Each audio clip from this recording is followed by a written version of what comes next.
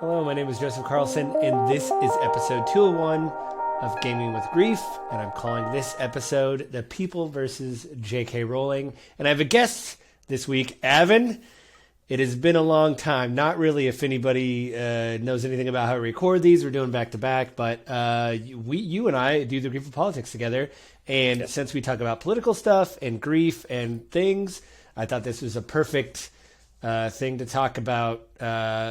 Harry Potter Hogwarts Legacy is a game that came out, I want to say like the end of February. Probably should have that down somewhere, but it came out the end of February. There was a supposed boycott that happened because of J.K. Rowling's stance on trans people. What she said publicly. I sent you some articles, just like we do with the Grief of Politics. You couldn't get through a lot of them. The one I sent you was very long. I read that one. What I like about that article is there's a lot of citations. So, in my opinion, that is actually more than an opinion article. Like, they really try to back up their sources to say. The GameSpot.com article? Yes. That's why they try to say, this is why I feel the way I do. Here's the thing she said. I looked at a few of the hot links because I read this article when the game came out. I looked at some of the hot links. And, otherwise it just would have, if I would have linked them all, it would have just come down a rabbit hole of, we never would have got done. But initially reading what you could read, because we had the New York Times you said you had problems with, what are your initial thoughts before I presented this to you and then after reading these articles? So you and I had briefly discussed this before, and we talked about doing this because, you were on the fence about do you or don't you play the game. Mm-hmm. Which, spoiler alert, I did not play the game. It got some middling reviews from some people, and I thought, there's a lot of other games that I should be playing that I purchased, and a lot of people in the trans community were like, hey man, don't be an ally and then do this bad thing. I just donated to the Trevor Project, which is a trans charity, so I just donated, and that was like, there's a lot of games with magic in it, so I think I'll be okay if I don't play the Hogwarts one with magic in it. So when we discussed it before, I was peripherally aware of J.K. Rowling's statements about trans rights, trans issues, probably. Transgender issues, period, but only peripherally aware. And I was only aware of a couple comments, and I'd done a little bit of digging, but not a whole lot of digging because I was talking to someone about it that was completely unaware, so I wanted to know more. And I did too. That's some of the reason I wanted to do this is because was it really, I don't know, I've only seen passing comments too. Was it that bad? We'll get into that. So the Vox article you shared really goes in depth about what she's said, what she's done, and kind of her behaviors. Now, she herself says that she would support people that are being discriminated against simply for being trans, but then has had some very, very negative viewpoints, tweets, even wrote a pretty long blog post for her webpage, which I haven't read that blog post, but read the summary of it, where pretty much, she takes this position that transgendered women born male at birth or assigned male at birth are invading women-only, female-only spaces. Biological, like whatever. Yep. Again, I'm an old man, but yeah. She has taken a stance defending people who have been publicly in court cases in the UK for various trans issues. Mostly anti-trans.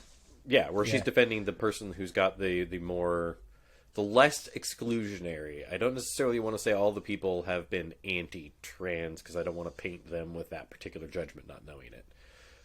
But definitely where they're taking the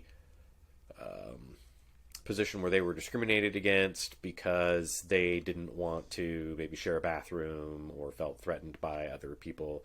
One of the gals didn't have her contract renewed for her job because she'd put out some tweets that were less exclusionary. I learned a new phrase reading through these articles, GCF as opposed to TERF. Trans exclusionary radical feminist is the term I was familiar I've heard with. TERF before. The gender centric.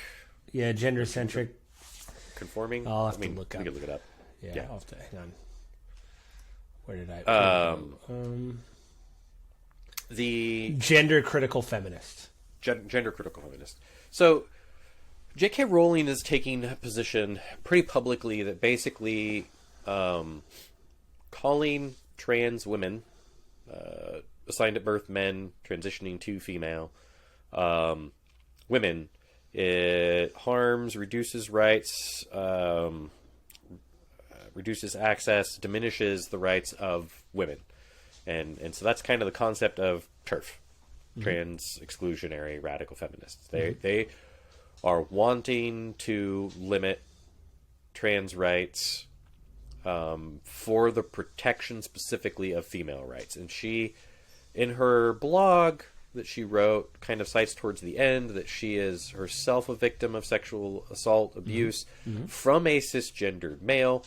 The article says that is irrelevant. I don't think that's irrelevant. I think that creates a higher level of fear. Well, I think the article points out that, to quote the article, I'd have to find it because it is very long, but I remember them saying basically, you don't want anybody to be sexually assaulted, but that may put her in a different mindset when looking at all this, when really there's evidence to show that, there's no, things have been debunked. There's no, I don't know.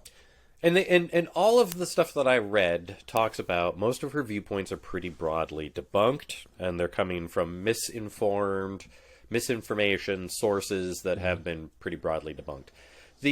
And I have to say as well, like as the conservative voice in our Grief of Politics podcast, even I have to say I have a really hard time with the idea that trans women are inherently sexual predators and are putting women at risk. I don't think that's the case. There may be some. I definitely do think that there is a genuine possibility that when we open up these spaces and say, if you're a trans woman, you can use the women's restroom because you are a woman, that you open up the possibility for predators to pose as trans women. Yeah. With the intention of doing something nefarious. I'm not necessarily saying people that are diagnosed with gender dysphoria and going through the process of gender reassignment, going through the therapy and going through that process are inherently sexual predators. I think that's just idiotic to say that is well, it's discriminatory too to say, hey, just because these people are doing this means they're deviants like that. Right. That seems very, like, for me, this was educational as well. I'm not, to be clear, I'm not here to dunk on you, but like after I read all these articles, I was like, man, this is so informative, and that's why I sent it to you because I was like, I didn't know this stuff. This is a whole thing when marginalized communities always say, listen, you can read an article. It's not our job to educate everybody, go read an article, go read whatever. And so that was part of doing this episode. And I heard I didn't include it in the research, but there's a video game reviewer I've been following for years, Jim Sterling. Now he's James Stephanie Sterling. He's transitioning. And so he had a very impassioned thing about, these words that are being said in these articles. Like, he's in the UK. He's a Brit. So he's like, all this stuff is affecting my life, and I'm actually getting scared. I'm transitioning. He calls himself James Stephanie Sterling. I'm not misgendering him or anything. That's how he introduces his videos. But and he still goes by. I think they're they actually. So I apologize for that. I think their pronouns are they. But they give a very impassioned speech about I'm scared now because of these laws, these lawmakers, and these and J.K. Rowling is now part of this fear because she's retweeting these people. As a well-known, highly respected public figure, her voice has a lot of weight and adds merit to kind of her viewpoint. So the reason I wanted to dig deep into kind of where she's coming from and what she's saying is because I think it's important to understand the arguments that she is making, the viewpoints that she is supporting, And in the discussion of should or shouldn't you play the game, and why there is resistance to playing the game, why people aren't wanting to give their money to JK anymore, related to this game. So kind of, she's really supporting the narrative that a large amount of men transitioning to women, male to female transitioners, are in fact predatory, is just, at least in my viewpoint, patently false. There are so many people numerically, not percentage wise, but numerically, that are transgendered, that are in some form of transitioning or have already completed transitioning, that like have no predatory nature in who they are in any way, shape, or form. Yeah, they wanted to do this to be happy. They wanted to transition to be their full selves, right? So they didn't do it out of malice.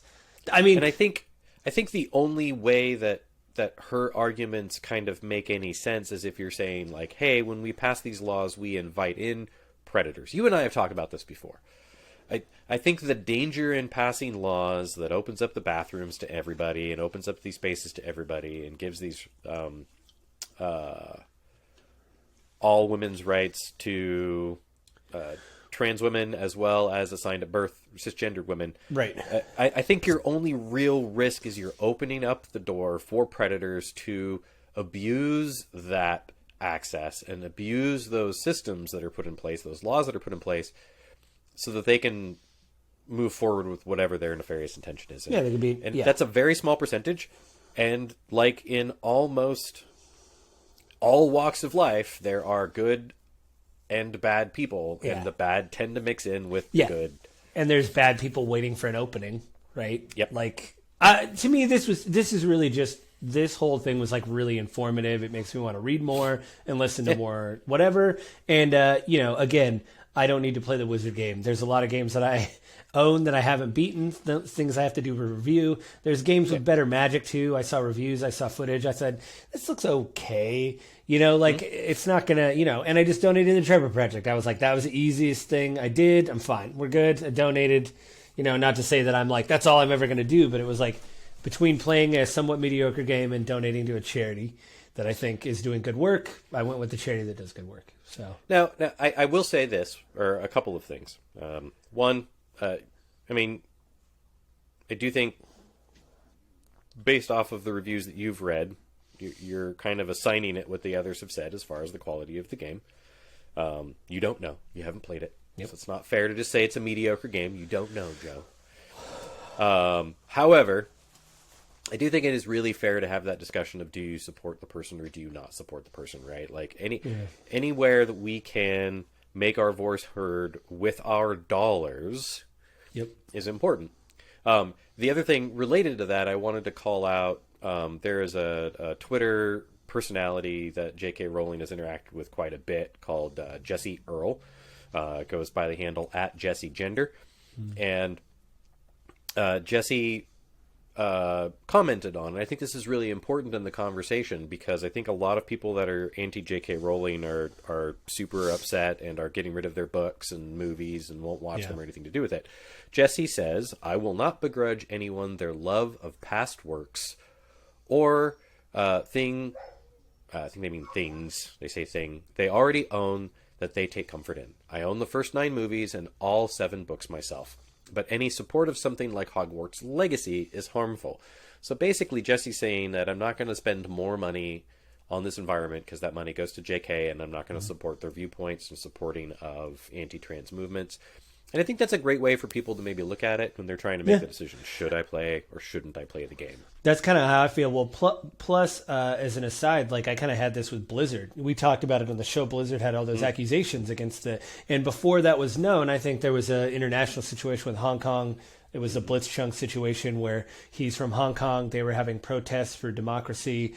Their rights were being taken away, and he said, free Hong Kong forever at a Hearthstone tournament. They cut him off. Blizzard kind of made these mealy-mouthed statements. It kind of went back and forth over and over again.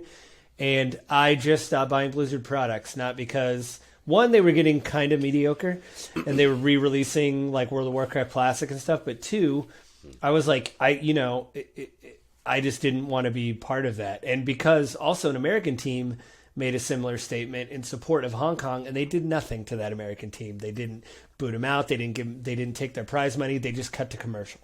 So anyway, you like what I've come with, and I actually didn't get to say it on our free speech episode. You do what you can when you can, and what I can do. Yeah.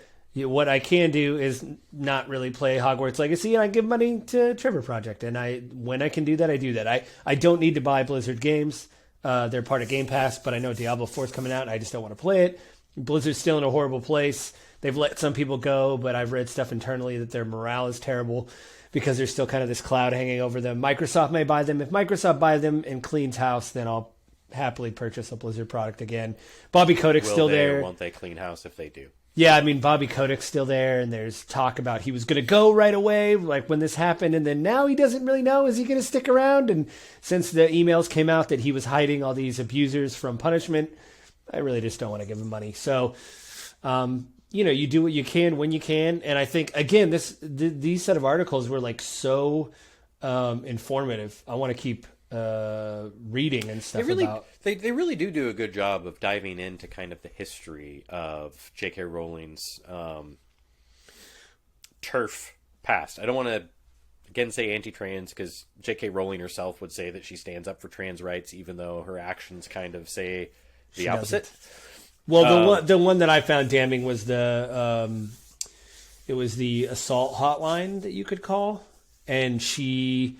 Yeah, the Women's Abuse Center that she started that specifically excludes trans. Yeah, I mean, to me, being exclusionary like that, it's like, what?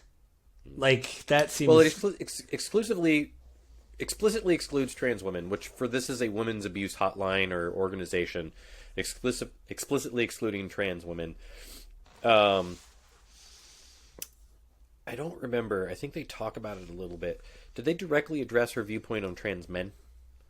No, I think what I have read is her criticism of trans women, because that's where I feel that she feels she's being attacked or affronted. I don't know the right word, but she feels that maybe that's a bigger problem than trans men, which is odd to me. But everything I've read is about her talking about trans women. So I would be interested to hear what she said about trans men. Or maybe not. Maybe I wouldn't be. Maybe that would be the problem. You're like, oh, it didn't change. Nothing changed. I don't know. Well, or maybe it's the opposite. Maybe she's like, hey, look, like, they're not trying to invade women's spaces and harm women's rights that I'm standing up for and attempting to protect, and so I'm totally fine with trans men. I mean, it might be that there would be a place of advocacy, but not the other way around, which would be oddly sexist. Yeah, well, it would be exclusionary kind of separation in there. It would be odd. Just to do this, to shout out the inversely. Yeah, inversely. Just to do this, so we could talk about, like, the one article that we're talking about that is so long was it's on GameSpot.com. It was written by Jesse Earl on February 6, 2023, and it's called J.K. Rowling's Anti-Transgender Stance and Hogwarts Legacy.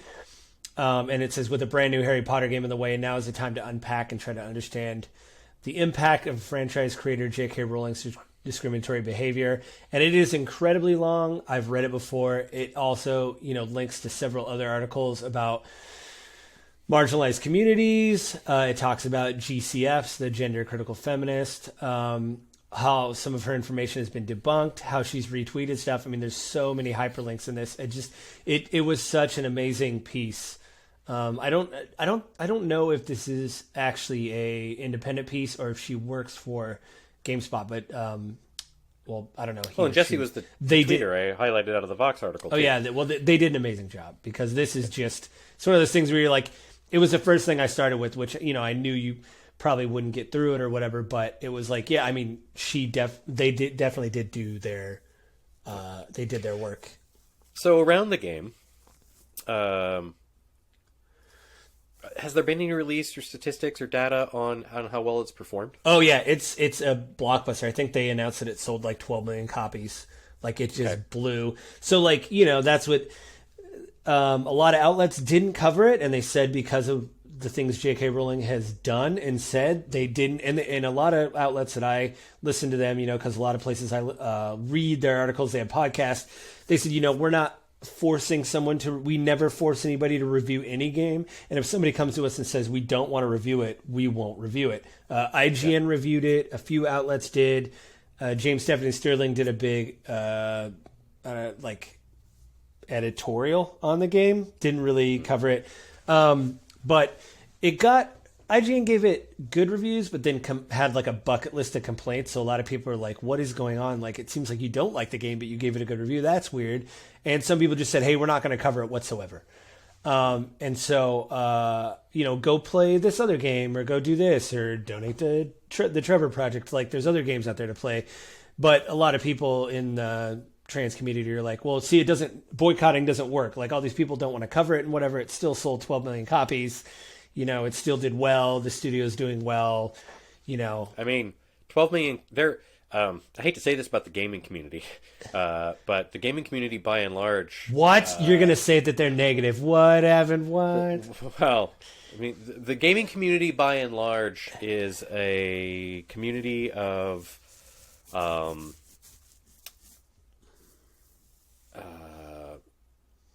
gosh, what's the way I want to say this? Has a reputation for being pretty toxic. Yeah. I mean, good and bad. Bad and toxic. And so, but yeah. I wouldn't be surprised if there is a very large segment of people that in the gaming community that may not be vocal, that agree, or even go further than JK, that are more than willing to give their money. In fact, I wouldn't be surprised if there was a component of games sold that was simply because they wanted to give JK their money to be supported. Yeah, they wanted to, own people or own the saying that it is a failure, a boycott didn't work, is just not true. We have no way of knowing ultimately how many games didn't sell, how much money the studio lost out on because of JK's stance on trans rights. Yeah. Now, they could have lost tens of millions of sales. They could have lost 20 million sales. 12 million still sold, 20 million didn't. So it's hard to say, right? Like, this isn't a boycott of, dolphin safe or free non-dolphin safe tuna like we did in the 80s, right? Yeah. Where like the whole industry that sold tuna had to make a giant pivot to dolphin safe nets and processing because people were like, no, I don't want bottlenose. I want tuna. Yeah, I want real. I'm paying for real. You get really excited about tuna. I get it. It's just, man. It's really good. I just think that it was one of those things where, everybody also talks about the developers. Somebody brought up on Twitter, a lot of people did. They said, hey, we're developers. You get paid before the game is released, like on every month, you get your salary. So everybody's saying, well, we want to support the developers, but we don't want to support J.K. Rowling. That doesn't matter. We've been paid. So you're really just wanting to buy the game. And so I was like, oh, that's interesting, and it wasn't just one or two comments. Several developers said, hey, we already get, we get paid month by month, right? We don't get paid after that. We get if some developers have come to the forefront and said we get bonuses if it performs so well, like we'll get a bonus, but like our base pay is already, we're paid. So it's the other thing too is like to a large amount of the gaming community, kind of the point I was getting at was that like, this may or may not actually be a hot button issue. Like, they may just genuinely not care. They just want to play the game because they enjoy the universe. Oh, they don't care what JK does or says. I mean, and they literally just are oblivious. Yeah, anecdotally, like I have a coworker who's playing it, and we were talking, and I was like, I probably won't play it. And I didn't really dive into this yet. I said, I don't know. I'm kind of on the fence if I want to play it because I was waiting for reviews. He got it early or something, and he said, "Oh yeah, well, we started talking." I said, and she said some bad things. I know that.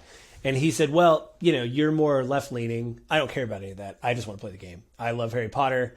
I loved Harry Potter for a long time. I now get to play Harry Potter. So I was like, yep. I mean, sure. Like, I get it, And in the component of grief, right? Like, you're not reviewing a game here that's directly dealing with death, loss, and grief. But, I mean, there is a lot of grief from more of our other podcasts, The Grief of Politics. I mean, there's a lot of political grief, a lot of emotional grief that goes into what's supported. Trans people specifically, looking at these numbers and being like, oh man, there's 12 million people that don't care about me. Yeah, or, like James Stephanie Sterling said, like they said, this in a way could be construed as a way to embolden her rhetoric of like, see, it doesn't matter. It doesn't, who cares about all these trans people? The game sold well, I mean, to be blunt, fuck them. Fuck these kids. Like it doesn't matter. I got my bag. I got my money because she's going to get a licensing fee, from whatever. And I wonder if she's also going to, I don't know if she's going to get a bonus, but I don't know.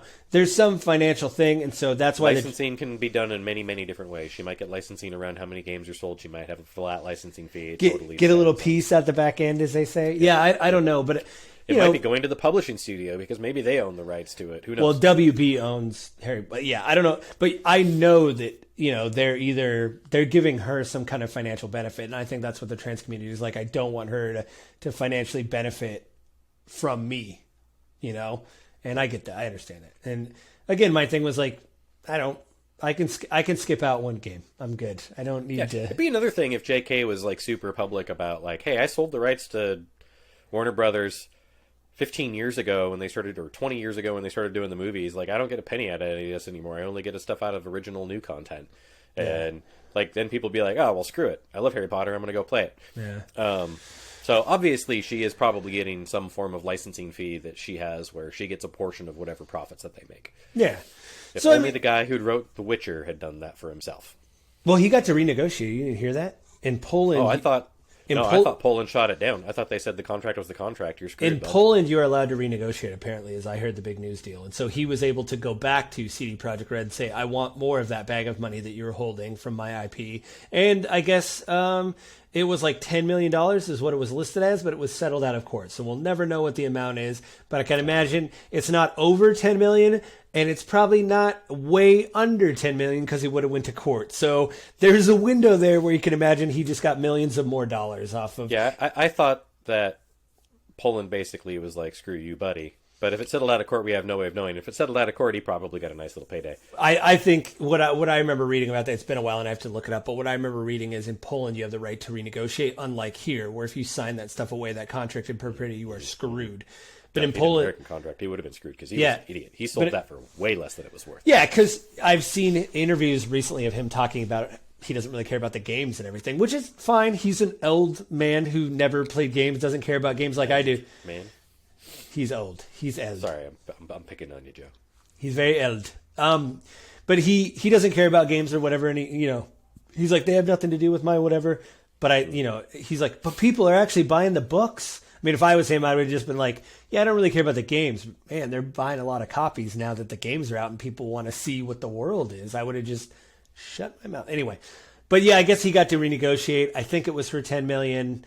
And again, we'll never know. Again, like, I only bring that up in context for the licensing agreements, like how they work when books sell. And like, Netflix now has the TV series on The Witcher and they've got, Project Code Red did all their games that were just CD Projekt Red, CD Projekt Red. Sorry, I said it wrong. You were thinking of that. And so JK, right? Like when she negotiated years ago, obviously has a great deal because she's still making money off of anything related to the IP. So she negotiated it really well. For a long time, J.K. Rowling was kind of held up and lauded as this equal rights sort of liberal person. And in fact, one of the articles even talks about how most of her other politics are very liberal, but this is an area where she's taken a stance. And, right, like it brings up a lot of heartache and pain for a lot of people that were giant fans of the world and what she stood for before, who are now feeling definitely like attacked and betrayed. And yeah, so it is a difficult thing because, the gaming community as a whole, like, is usually very committed to it, and I can imagine there'd be a ton of people who are Harry Potter fans that if JK hadn't said this stuff would probably just be salivating for this game.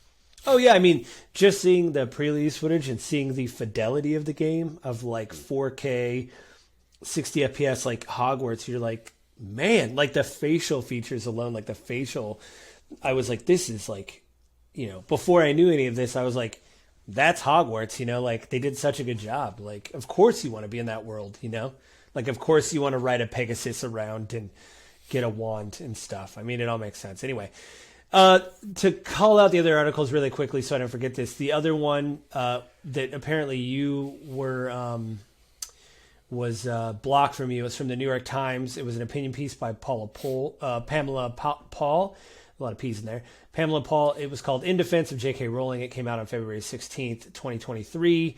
And a lot of people, like, what was weird was I read this after I read the GameSpot article, right? And so it seems very strange to me that they're doing these pull quotes to say, like, no, she actually does respect trans persons' rights and all this stuff. And, you know, but then in the Vox article, they're like, yeah, that wasn't all the quotes. You know what I mean? Like, you're cherry picking, really. Like, this is the other stuff she said as well. I would wager, particularly from Jesse Earle's piece, since, like, JK's called Jesse out flat out, and they've had conversations across Twitter, well, arguments across Twitter, or maybe bickering across Twitter, right? Like, Jesse's piece, I think, would be far more critical of JK, and they're going to highlight where JK's wrong to make their case. I think Vox is doing the same thing. So I really did want to see what New York Times was saying, because they're, right? There could be more that I'm not seeing because I didn't read anything that was defending her position. Where there could be all kinds of other tweets where JK is like, hey, like, you know, we should be doing this for trans people and that for trans people. And we need to be putting money here and doing these things. Like, JK could, theoretically, to me, because I'm not digging into it, actually be taking a stance that is more neutral than what she's being portrayed in these two articles that we've read. I don't know. Yeah, that is the unfortunate nature of news media, is especially nowadays, is you kind of have to pick. Like, am I going down the I'm biased conservative news source, Newsweek, Fox News, or am I going down the I'm biased liberally news source? Yeah. You know what? I'm going to write a note for other podcasts. We probably should do one on the media. That's it. Yeah, but I'll write that down later. But yeah, I mean, just to close out, this was really just informative for me. And instead of me trying to condense it into a fever dream of a conversation, I sent the articles to you to read, and I figured we could talk about it here. It definitely makes me look at her work differently. I mean, the new work I know hasn't been received as well. The No. Fantastic Beasts. First one was pretty good. I think I saw the second one. Anyway, I mean, that's not really her work. I don't know how much input on. I think she helped write some of them or something. I mean, I'm sure she gave some background to the characters and did that kind of stuff. But she got a check. What's the new book series that she was writing that like was not? There was like a political one she was writing that didn't go that well, like a spy novels or something. It's like a mystery novel. Yeah, series. It didn't go well. This just wasn't anywhere near as popular, from what I understand. Well, she wrote one of them. She wrote under a pen name, I think. Cormoran Strike Mystery Series. Did she write it under a pen name? Doesn't say that. Rowling writes The Silkworm, the second novel in the Cormoran Strike Mystery Series in 2014, which involves a trans woman who is portrayed as conspicuous and unable to pass.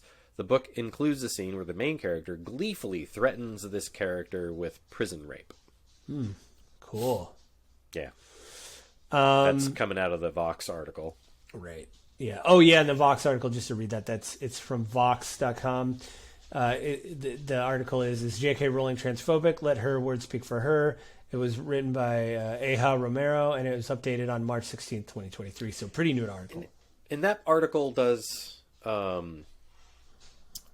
like a timeline breakdown of J.K. Rowling's various like anti-trans, trans exclusionary viewpoint standing, like tweets, books, just various stuff over the last couple decades.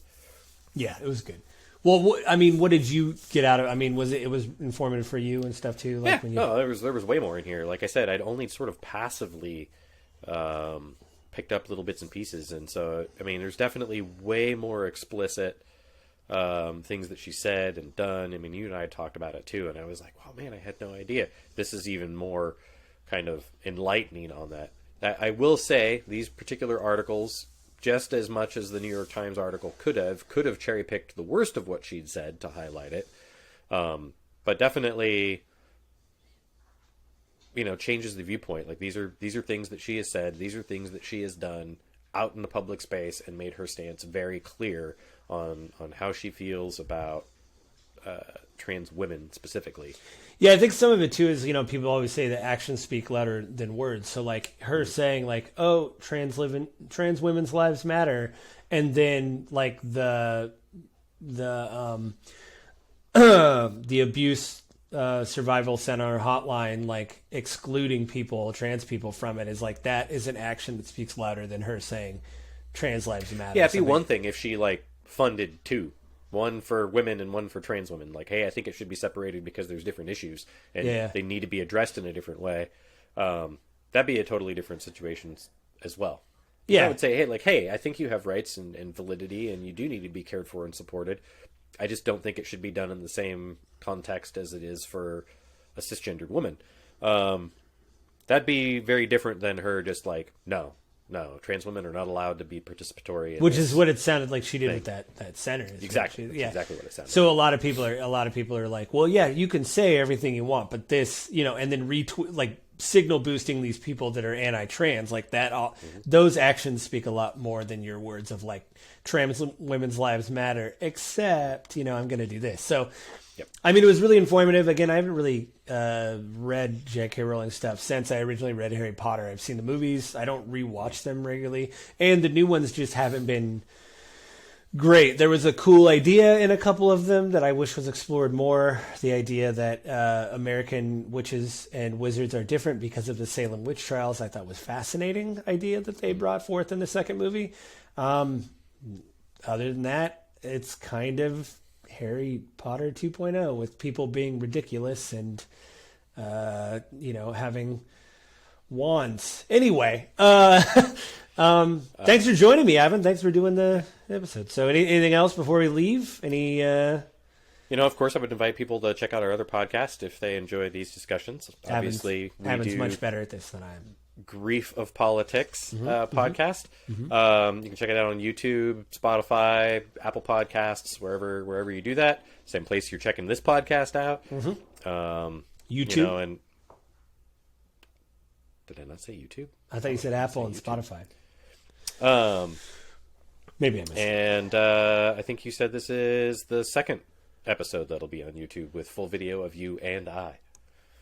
Yes, it will be. So I'm after 200. I'm doing video, baby. It's all about the audio. That won't affect any of the audio. You can still subscribe to the podcast, but you can actually see our faces and like and subscribe and tell your friends about it and all that stuff, and leave a comment. I don't care about negative comments. I know people say don't read the comments. I don't care. There's a lot of stuff going on in my life. If you don't like, troll us all you want, just don't troll each other. Yeah, that's right. Yeah, my thing is like, there's a lot going on in life. There's a lot of things I have to worry about. I don't care if you don't like my video. If you say, hey, your video sucked, I'm going to have a good day anyway, regardless. I'm not going to be like, oh, man. Like, I'm going to be like, oh, someone didn't like the video. No. Be in the rain, like Shawshank. Anyway, everybody have a good week, and I will talk to you again next week.